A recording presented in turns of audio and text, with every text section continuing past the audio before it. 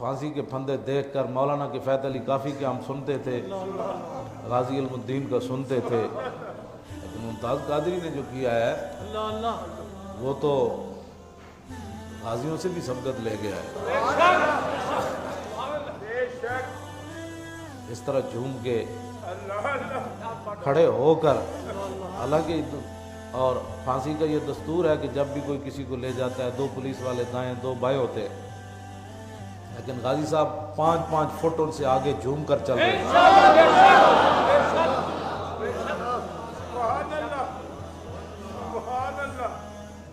وہ کون سی چیز تھی؟ اور غازی صاحب کا جو نوکر تھا وہ پولیس والا، وہ کہنے لگا غازی صاحب نے مجھے فرمایا تھا کہ میں نے روزہ رکھنا ہے، صبح پیر ہے، تو کہنے لگا میں نے جا کر 12:15 بجے جگا دیا۔ تو غازی صاحب نے کہا سحری ہو گئی؟ انہوں نے کہا نہیں جی سحری نہیں ہوئی، آپ کا سفر آخرت جو ہے وہ شروع ہونے والا ہے۔ وہ پولیس والا تڑپ کر بتا رہا تھا کہ غازی صاحب نے کہا الحمدللہ الحمدللہ۔ کیا ہے کون سی چیز ہے؟ کہا کہ 1 کھجور کھا کے روزہ رکھ لیا۔ کون سی چیز ہے؟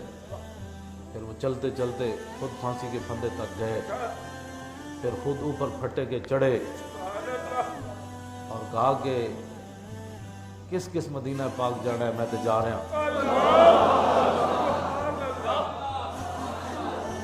پاکستان اس لیے بنا تھا، لاکھوں مسلمانوں نے اس لیے قربانیاں دی تھیں کہ حضور کے عاشقوں کو پھٹے چڑھا دیا جائے گا، اور وہ بھی اس حال میں کہ رات سوئے ہوئے ان کے خاندان کو جگا کر کہا کہ جی غازی صاحب کی طبیعت خراب ہو گئی ہے۔ تو راستے میں کہا کہ نہیں آخری ملاقات کے لیے ہے۔ اتنا تم نے مطلب ہے، یہ تو دنیا میں کوئی دستور منشور ہمیں بھی بتاتے۔ پھر ان کے بوڑھے والد کو، ان کے بھائیوں کو، ان کے خاندان کو لے کر، چھوٹے بچے کو لے کر، تم یہ تو سمجھتے تھے کہ ہم کافروں کو راضی کر کے اب انتظار کرو کہ تمہارے اوپر کیا نازل ہونے والا ہے۔ یہ تو ہم نہیں کہہ سکتے کیا نازل ہونے والا ہے تمہارے اوپر، یہ تو رب۔ توجہ بھائی، توجہ بات سنو یار۔ تو غازی صاحب جب پھندے کے اوپر کھڑے ہوئے تو آپ نے 2.5 منٹ اوپر دیکھا، اور اوپر وہی کچھ دیکھا جو علم الدین نے دیکھا۔